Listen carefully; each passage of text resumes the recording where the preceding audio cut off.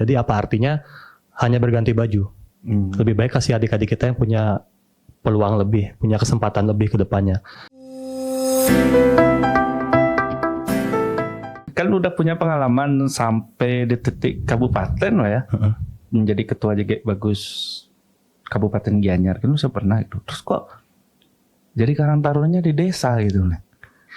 Jadi sebenarnya saya nggak pernah mentargetkan suatu jabatan, suatu pencapaian secara instan ataupun secara apa ya tak bilangnya, punya ambisi khusus lah untuk hal seperti itu.